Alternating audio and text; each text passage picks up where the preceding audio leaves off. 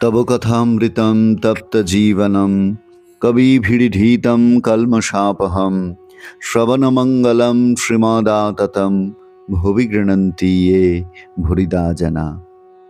শ্রী শ্রী রামকৃষ্ণ কথামৃত প্রতিদিন প্রতি ঘরে শ্রী শ্রী রামকৃষ্ণ কথামৃত এর প্রাত্যহিক আসরে প্রাণারাম বাংলা চ্যানেলে আপনাদের সকলকে স্বাগত জানাই। বন্ধু, শ্রীরামকৃষ্ণ ভক্ত সঙ্গে রয়েছেন। সেখানে একজন জিজ্ঞাসা করছেন, মহাশয়, পাপ বুদ্ধি কেন হয়? তার অপূর্ব একটি উত্তর ঠাকুর দিচ্ছেন। তার জগতে সকল রকম আছে। সাধু লোকও তিনি করেছেন, দুষ্ট লোকও তিনি করেছেন। সৎ বুদ্ধি তিনিই দেন, অসৎ বুদ্ধি তিনিই দেন। যে সর্বত্র তিনিই বর্তমান। সৎ অসৎ, ভালো মন্দ, পাপ পুণ্য সমস্তই তার। গীতায় ভগবান বলেছেন সুহৃদম সর্বভূতানাম। সেই কথাটি যেন ঠাকুরের কথার মধ্যে ধ্বনিত হচ্ছে। সর্বলোক মহেশ্বরম, তিনি সমস্ত কিছুর মধ্যে। সাধু লোক কি দুষ্ট লোক, সবার মধ্যে তিনিই রয়েছেন, তিনিই করেছেন সব, তিনিই এই সব বুদ্ধি দিয়েছেন। তখন জিজ্ঞাসা করা হচ্ছে, তবে পাপ করলে আমাদের কোনো দায়িত্ব নাই? শ্রীরামকৃষ্ণ বলছেন, ঈশ্বরের নিয়ম যে পাপ করলে তার ফল পেতে হবে। লঙ্কা খেলে তার ঝাল লাগবে না। সেজবাবু বয়সকালে অনেক রকম করেছিল, তাই মৃত্যুর সময় নানা রকম অসুখ হলো। কম বয়সে এত টের পাওয়া যায় না। কালীবাড়িতে ভোগ রাঁধবার সময় সুন্দরী কাঠ থাকে, ভিজে কাঠ প্রথমটা বেশ জ্বলে যায়, তখন ভিতরে যে জল আছে টের পাওয়া যায় না। কাঠটা পোড়া শেষ হলে যত জল পেছনে ঠেলে আসে ও ফ্যাঁচ ফোঁচ করে উনুন নিভিয়ে দেয়। তাই কাম, ক্রোধ, লোভ এসব থেকে সাবধান হতে হয়। দেখো না, হনুমান ক্রোধ করে লঙ্কা দগ্ধ করেছিল। শেষে মনে পড়ল অশোক বনে সীতা আছেন, তখন ছটফট করতে লাগলো পাছে সীতার কিছু হয়। প্রতিবেশী জিজ্ঞাসা করছেন, তবে ঈশ্বর দুষ্ট লোক করলেন কেন? শ্রীরামকৃষ্ণ, তাঁর ইচ্ছা, তাঁর লীলা, তাঁর মায়াতে বিদ্যাও আছে, অবিদ্যাও আছে। অন্ধকারেরও প্রয়োজন আছে। অন্ধকার থাকলে আলোর আরো মহিমা প্রকাশ হয়। কাম, ক্রোধ, লোভ খারাপ জিনিস বটে, তবে তিনি দিয়েছেন কেন? মহৎ লোক তয়ের করবেন বলে। ইন্দ্রিয় জয় করলে মহৎ হয়। জিতেন্দ্রিয় কি না করতে পারে, ঈশ্বর লাভ পর্যন্ত তাঁর কৃপায় করতে পারে। আবার অন্যদিকে দেখো, কাম থেকে তাঁর সৃষ্টি লীলা চলছে। দুষ্ট লোকেরও দরকার আছে। একটি তালুকের প্রজারা বড়ই দুর্দান্ত হয়েছিল, তখন গোলক চৌধুরীকে পাঠিয়ে দেওয়া হলো। তার নামে প্রজারা কাঁপতে লাগলো। এত কঠোর শাসন সবই দরকার। সীতা বললেন, রাম, অযোধ্যায় সব অট্টালিকা হতো তো বেশ হতো, অনেক বাড়ি দেখছি ভাঙা পুরানো। রাম বললেন, সীতা, সব বাড়ি সুন্দর থাকলে মিস্ত্রিরা কি করবে? সকলের হাস্য। ঈশ্বর সব রকম করেছেন। ভালো গাছ, বিষ গাছ, আবার আগাছাও করেছেন। জানোয়ারদের ভিতর ভালো মন্দ সব আছে। বাঘ, সিংহ, সাপ সব আছে। কথামৃতের মজাটাই এখানে যে যে অংশই আমরা পড়ব সে জায়গাটিই যেন নতুন বলে মনে হবে, এবং শ্রীরামকৃষ্ণের যে অল ইনক্লুসিভনেস, সর্বগ্রাহিতা, সকল কিছুকে গ্রহণ করবার যে অপূর্ব ক্ষমতা, সেইটিকে যদি আমরা ভালো করে লক্ষ্য করি, লক্ষ্য করতে করতে আমাদের মধ্যেও ওই চেতনাটি যেন জাগ্রত হয়, সেটি যেন আমাদের মধ্যেও কাজ করতে শুরু করে। এ কারণেই বোধহয় একে কথামৃত বলা হয়েছে।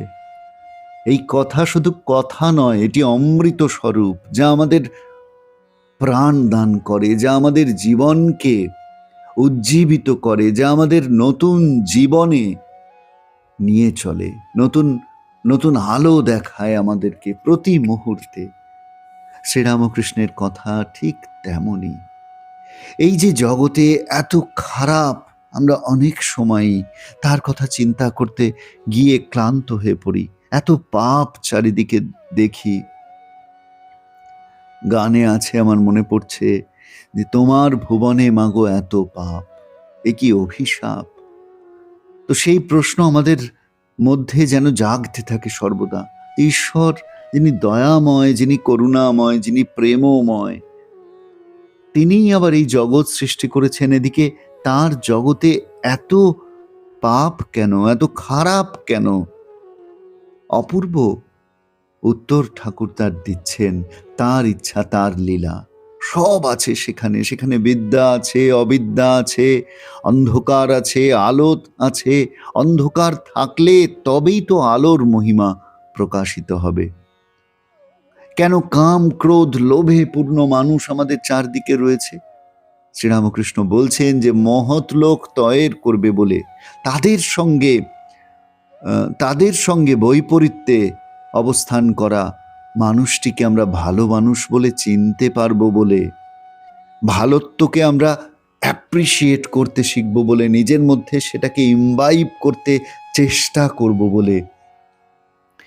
ইন্দ্রিয় জয় করলে মহৎ হয়। জিতেন্দ্রিয় কি না করতে পারে? তবেই তো জিতেন্দ্রিয় হওয়ার জন্য আমাদের আগ্রহ জন্মাবে। আমরাও চেষ্টা করব সেই রকম জিতেন্দ্রিয় হয়ে উঠতে। ইন্দ্রিয়ের বশবর্তী না হয়ে আমরা ঈশ্বর কৃপা লাভের জন্য উন্মুখ হব। আবার বলছেন, দেখো কাম থেকে তার সৃষ্টি লীলা চলছে। এই যে যাকে কাম বলে ব্রাত্য করে রেখেছি আমরা, সেটিরও যে প্রয়োজন জগৎ সংসারে রয়েছে, শ্রীরামকৃষ্ণ সেটিকে স্বীকার করছেন। জগতে সৃষ্টি লীলা চলাবার জন্য ঈশ্বরই সেই কাম ভাব দিচ্ছেন। কি অপূর্ব! আমরা ভাবতে অবাক হয়ে যাই শ্রীরামকৃষ্ণের এই যে অল ইনক্লুসিভ একটা দৃষ্টিভঙ্গি, যেখানে নেই বলে কিছু নেই। তোমারও অসীমে প্রাণ মনে লয়ে, যত দূরে আমি যাই, কোথাও মৃত্যু, কোথাও দুঃখ, কোথাও বিচ্ছেদ নাই। নাই বলে কোনো শব্দ নাই এখানে, সব আছে। দুষ্ট লোকেরও দরকার আছে। দুষ্ট লোক, তাকে সেরকম একটি দুষ্ট লোকের কথা বলছেন, গোলক চৌধুরীকে পাঠিয়ে দেওয়া হলো। কঠোর শাসন, তিনি প্রজাদের শান্ত করলেন। একটি গল্প বলছেন যে সীতা বললেন, তিনি অযোধ্যায় সব অট্টালিকা যদি সুন্দর হতো, রাম তখন বললেন যে সব বাড়ি সুন্দর হলে মিস্ত্রিরা কি করবে? এই যে সকলের প্রয়োজন একটি সমাজে, একজন মিস্ত্রির প্রয়োজন, একজন মেথর যিনি, তাকে প্রয়োজন, যিনি নর্দমা পরিষ্কার করেন তাকে প্রয়োজন, একটি ডাক্তার প্রয়োজন, উকিল প্রয়োজন, শিক্ষক প্রয়োজন। সকলের যেমন ভিন্ন ভিন্ন কাজ রয়েছে, প্রয়োজন রয়েছে। ঈশ্বর সব রকম করেছেন, সব ঈশ্বরের সৃষ্টি। এই জ্ঞানটা নিজের মধ্যে জাগ্রত রাখা। ভালো গাছ, বিষ গাছ, আগাছা, জানোয়ারদের মধ্যে তিনি আছেন, বাঘ, সিংহ, সাপ সব আছে, সব তার সৃষ্টি। কিন্তু সচেতন করে দিয়েছেন শ্রীরামকৃষ্ণ, সাবধান করে দিয়েছেন, পাপ করলে তার ফল পেতে হবে, কৃতকর্ম ফল ভুঞ্জিতে হইবে, স্বামীজি বলেছেন। কর্মের ফল কিন্তু আমাদের পেতে হবে, সেটিকে আমরা অ্যাভয়েড করতে পারবো না। লঙ্কা খেলে ঝাল লাগবে, সোজা কথায় শ্রীরামকৃষ্ণ বুঝিয়ে দিচ্ছেন এই কর্মফল কেমন। বলছেন লঙ্কা খেলে ঝাল লাগবে। লঙ্কা খাবো কিন্তু ঝাল লাগবে না, তেমন হতে পারে না। ঠিক সেই রকম, যেমন যদি পাপ কাজ করা হয় তাহলে তার ফল আমাদের ভোগ করতে হবে। সেজবাবুর উদাহরণ দিচ্ছেন যে কম বয়সে একরকম কেটেছে, নানান রকম করেছেন, কিন্তু মৃত্যুর সময় নানা রকম অসুখ ভোগ করতে হলো, নানা রকম অসুখ ভোগ করতে হচ্ছে। এবং সেই জন্য কালীবাড়িতে ভোগ রাঁধবার অনেক সুন্দরী কাঠ থাকে।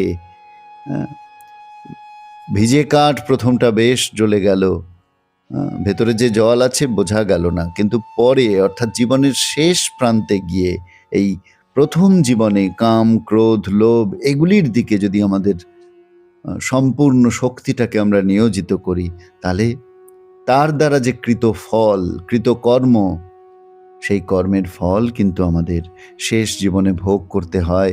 এবং ওই জন্য কাজ করার আগে সাবধান হওয়া এবং বিচার করা, সর্বদা সদাসৎ বিচারের কথা শ্রীরামকৃষ্ণ বারবার আমাদের স্মরণ করিয়ে দিচ্ছেন, বারবার বলছেন সর্বদা বিচার করবে।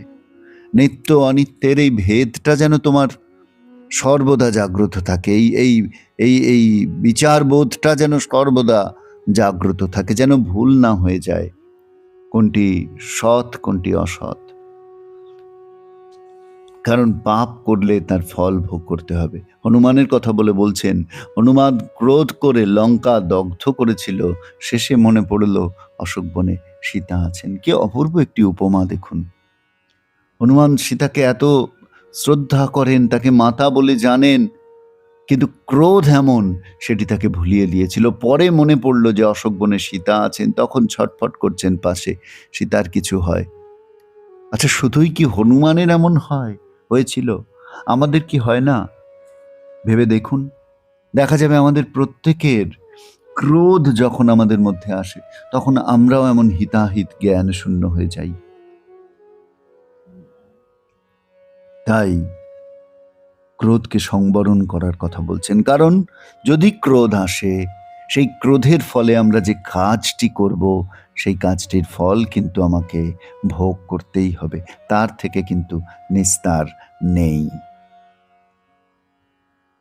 শ্রীরামকৃষ্ণের এই অপূর্ব বিশ্লেষণ, অপূর্ব অবজারভেশন, মাইনিউট অবজারভেশন, একেবারে সূক্ষ্মাতি সূক্ষ্ম আমাদের মনের কোণগুলো ঠাকুর যেন আমাদের সামনে উন্মোচন করে দিচ্ছেন। কারণ ওই আমাদের কাম, ক্রোধ, লোভ রূপ যে অসুর, সেগুলি আমাদের মনের মধ্যে কোন কোন গোপন কোণে, কোন হিডেন কর্নারে যে লুকিয়ে আছে আমরা নিজেরাও জানি না। শ্রীরামকৃষ্ণ সেটিকে আমাদের সামনে একেবারে উন্মোচিত করে পথ দেখিয়ে দিচ্ছেন। পথ গ্রহণ করবার দায় কিন্তু আমাদের নিজেদের উপর বন্ধু। আসুন আমরা এই প্রতিদিন প্রতি ঘরে শ্রী শ্রীরামকৃষ্ণ কথামৃতের এই যে আসর, একে সার্থক করে তুলি, নিজেদের জীবনকে ধন্য করে তুলি শ্রীরামকৃষ্ণ কথামৃতের আলোকে। আজ এই পর্যন্ত। আগামীকাল আবার আপনাদের সামনে আসব শ্রী শ্রীরামকৃষ্ণ কথামৃতের পাঠ এবং নিত্য অনুধ্যান নিয়ে। প্রতিদিন প্রতি ঘরে শ্রী শ্রীরামকৃষ্ণ কথামৃত প্রাণারাম বাংলা চ্যানেলে। সকলকে ধন্যবাদ, নমস্কার।